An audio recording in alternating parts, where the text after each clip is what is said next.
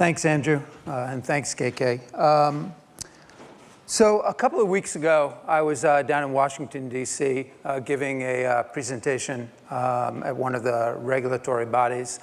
And I sat down at the panel, and the first thing the person who was leading the panel did is it looked at me and said, "You dress more like Occupy Wall Street than Wall Street, because this is what I wear every single day," which I took as a compliment, given what we're trying to do, because I think we're entering into a new era.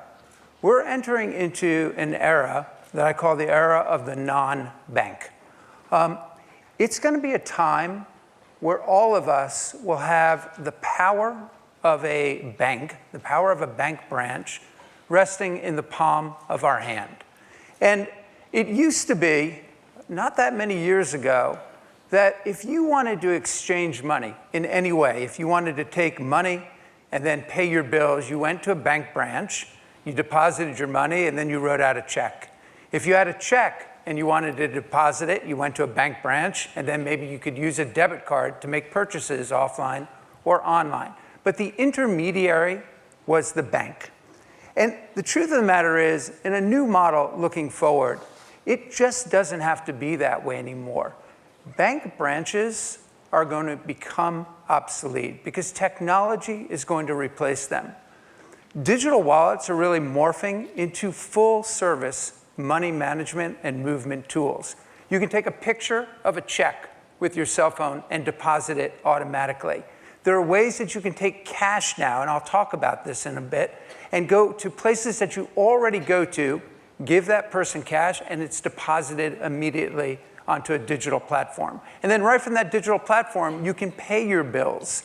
You can send money to somebody else. You can purchase things both online and offline without having to do things like credit checks or any of that kind of thing. So why does this matter? It matters because there are over 2.5 billion people in the world today that live on the margins of our financial system. And I believe that technology can take them from the margins and move them to the mainstream. In fact, I really believe that there's this opportunity to democratize the movement of money, and I want to talk about that. So I talked about 2.5 billion people in the world. There's 70 million people in the United States today that are defined as either unbanked or underbanked. And the official definition of that is somebody that uses an alternative financial service, like a check casher, somebody who pays money orders, does payday loans, that kind of thing, are classified by the FDIC as un- or underbanked. But I think that's a really unfair description to this population. In fact, the way that I think of this population is really the new middle class. Because if you look at people who have an average income of between $50,000 and $150,000 a year, 45% of them spend all or more of their monthly income every single month. Half of Americans today can't come up with $2,000 within 30 days in case of a crisis or an emergency. They truly are living paycheck to paycheck. Many don't have access to credit. Many don't want credit. They've been scarred by the Great Recession. More than 1,800 bank branches have closed in the last couple of years. I'm going to talk a little bit more about that. So even if you wanted to go to a bank, in many areas of the country, you can't access a bank. So people are shut out of the system, others opt out, and many people who are even in the system are frustrated by the fees that banks are putting that seem to be constantly rising. So you can see in this chart here just how much people are charged for accessing their own hard-earned money. There is such a high cost for exchanging cash from one form to another. So if you don't have a bank and you get paid by your employer and you have a check, you go to a cash checking place, and to change that into cash, you can pay anywhere between 2% and 10% just to access your own cash. Once you have that cash and you want to pay a bill, let's say it's your cable bill, and you don't have a checking account, you need to stand in line, get a money order, put that money order in the mail, and then mail it off. That money order for a typical $50 cable bill can cost $11 to go and do. So the way that people who don't have access to traditional financial services work is they have to pay usually very high fees and wait in lines. And I spent a couple of days trying to experience this. And of course, just spending a couple of days is never enough to really get in the shoes of customers. But what I did find is that the things I took for granted, like just paying an everyday bill, sending money to my daughter who's in college, took so much time. You had to go somewhere, you had to wait in line, then you had to pay a fee. And the whole process seemed to me to be unnecessary given technology today. And what I want to do is share a quick video with you to show you what some people who are or underbanked or this new middle class feel about the system.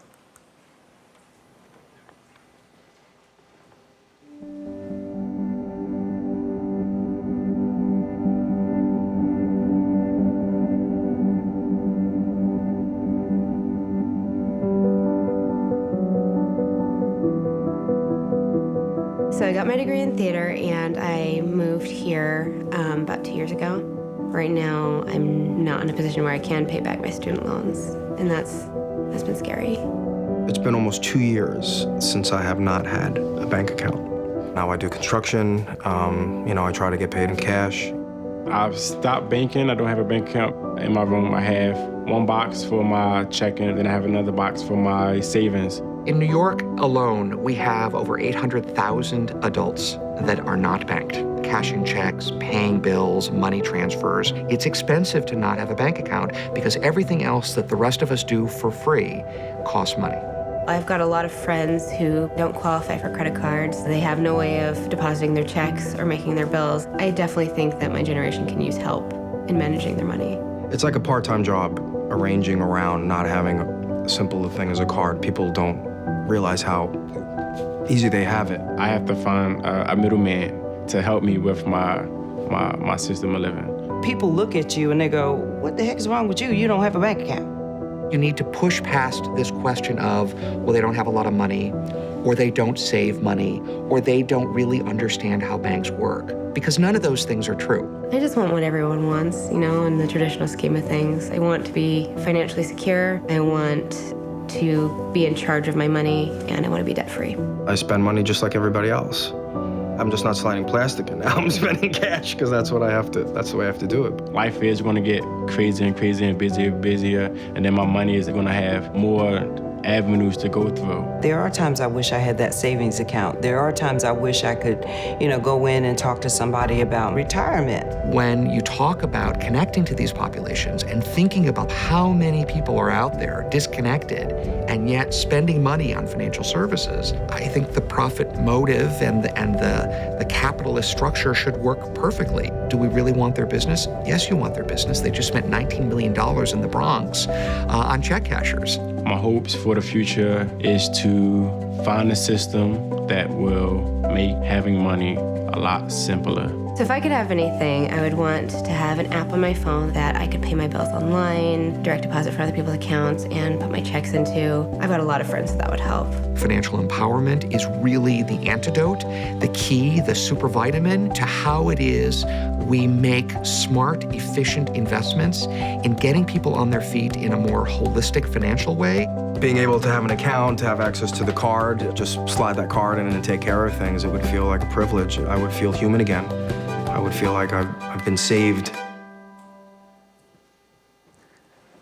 I think that's a powerful, moving, and for me, an inspiring video.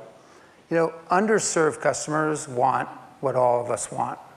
They want to easily access cash. They want to keep their money safe. They want to pay their everyday bills. They want to save for the future. And most importantly, they want to be treated with respect. And most people go, well, why would you go to some of these places? really, the people who go to these places, the population, are very thoughtful about what they're doing, about the services they use. They understand that they're paying high fees. And why are they doing that? Because there aren't better alternatives. So solving for financial inclusion is incredibly complex. There are more regulatory issues than you can possibly imagine around this. And when I first came to American Express, and my background is a couple of startups that I had done beforehand, and I was coming there to try and do change in a large financial institution, and somebody told me, look, change doesn't happen very quickly in financial services. If you think about it, you're used to software and things happening in quarters. In financial services, they happen in sort of millennium. That's sort of 1,000-year blocks. Cash has been around forever. And it isn't just that things move slowly and it's very complex, but money is very personal. It's personal to all of us. And there's not a lot of tolerance for trying new things. People want to make sure that their money is safe, that it's secure, that it's easy to get to, because you need your money to live your life.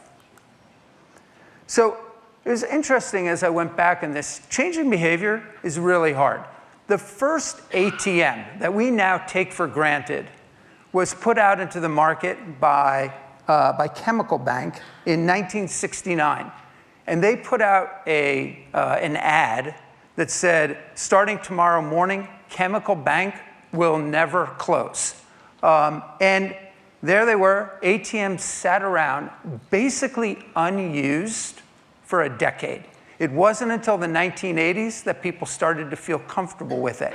And you know, it may have seemed obvious to the technologists that put the ATM out that it was going to be more convenient, easier to use.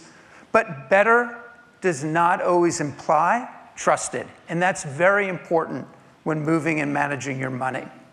The other thing is underbanked. There's a lot of myths about the underbanked, and they're often treated like second-class citizens. One myth is that underbanked don't make good, solid financial decisions, that they don't really understand that there are other alternatives. The truth of the matter is that companies and banks and financial services, they aren't offering the right things that these populations need, like instantaneous access to their cash, personalized advice, that kind of thing. So, and many of the banks are acting actually rationally. Given their infrastructure, they can't afford to serve certain populations. So I'll talk about that in a second. The other myth is that the underbanked don't really have a meaningful impact in our economy. That's completely wrong. They spend, in the United States, $1.3 trillion in spend in the US. And imagine if we could take some of that $78 billion that they spend in interest and fees every single year. By the way, $30 billion in bounce check fees each year. And if we took some of that, put it back into the economy, generated jobs, generated local communities that could use that investment coming back. These myths lock people out of the financial system. As I said, banks actually make rational decisions. For a bank branch, you need approximately $30 million of deposits for that to be profitable. In a low interest rate environment, my prediction is you're not just going to have 1,800 banks closed, you're going to have a lot more, because somewhere around a third of all bank branches are unprofitable. And so it isn't the fault of a branch, it's just an antiquated infrastructure that can't deal with the realities of today's environment. So the financial system is outdated, and bank accounts are often the key to people getting credit. And if you can't get credit, you go to things like payday lenders, and I'm sure you've all heard about the sometimes triple-digit interest rates that can occur if somebody takes out a payday loan. If you don't pay that back, many studies have shown it can be 6% of the income of a lower income individual. So the long-term impacts is you can't get loans, you can't buy cars, you can't get housing. Those kinds of things are very difficult and make a big difference in our economy. But I don't think that the cycle has to continue this way. The answer isn't banking the unbanked. That's not what I think it is. I think it's thinking about it differently. I think it's using technology to breathe life into the words financial inclusion. And part of my job is meeting with a lot of startups and a lot of innovative companies who are looking at financial services in different ways. And I want to kind of walk through 2 or 3 examples that, just so you know, we have not invested in. But these are just companies that I think have a really interesting way of approaching financial systems. There's a company in Boston called Signify. And what Signify does is it looks actually at your mobile phone patterns to give you a credit score. What they've done is a very sophisticated algorithm that they've tested on some 3 million people. And by looking at the time of day when somebody calls, how often they call during different time segments, how long those calls are, they can give, after 30 days, a numeric score in terms of credit quality for that individual. It's very different than what typically you would associate with credit bureaus. Juntos is a US startup that basically is sort of this combination between sort of Mint.com and Weight Watchers, is the way that I think about it. It's basically for people who don't have access to a smart phone or necessarily to a PC, but have a feature phone, which can do text messaging. And basically, every time you do a spend, you quickly text message to Juntos kind of the amount and where you spent. And then at the end of the month, they mail you, or they can give it to you online, actually a categorization of your spend. So for the first time, you can actually see a budget for where did your spend go each and every month, and then they can set goals and that kind of thing.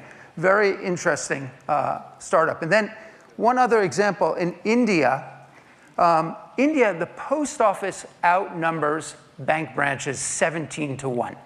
And they're in most of the rural areas. And what basically the government has done is they've assigned bank correspondent status to post office so that people can go into the post office, give cash. That cash then is put onto a digital wallet. People can then pay bills or send money to somebody else in another town. Those other people can walk into the post office, kind of show that the money has been texted to them, and then withdraw cash straight from the post office. And by the way, there are similar models occurring here in the US. A number of retailers are allowing consumers to come in, give cash to the cashier, and that cash is then automatically put onto a digital account, and from that digital account you can pay your bills, etc. It's basically utilizing infrastructure where cashiers become the moral equivalent of bank tellers. And that transfer of cash straight into a digital account is where people already are. It's more convenient than going to a branch. There's really no need to go to a branch anymore if you can start to do these kinds of things. And the heart of these ideas are using technology to add value to the way that you manage and move your money. So I started American Express 3 years ago, and my remit was basically look for opportunities outside of charge and credit. But what I didn't realize is, when I first started there, is that we actually could start to think about using technology to breathe life into financial inclusion. And what rapidly became, our vision was to explode the paradigm that it has to be expensive to be poor.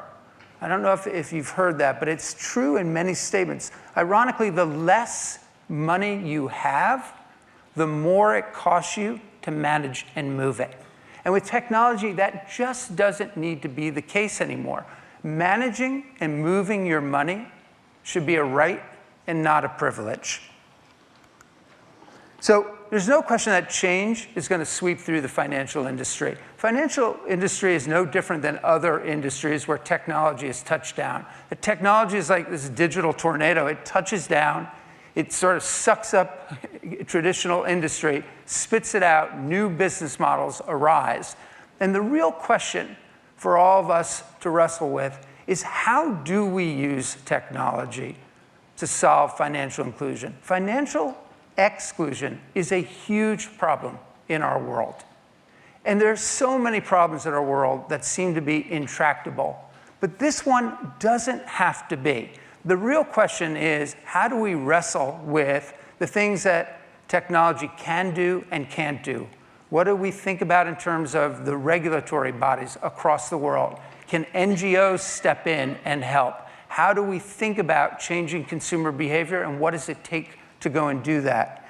And so I hope that this can be sort of the start of a conversation with many of you in the room in trying to figure out how do we, once and for all, try to solve some of the issues of financial inclusion. Thank you. Thanks. Appreciate that. Thank you.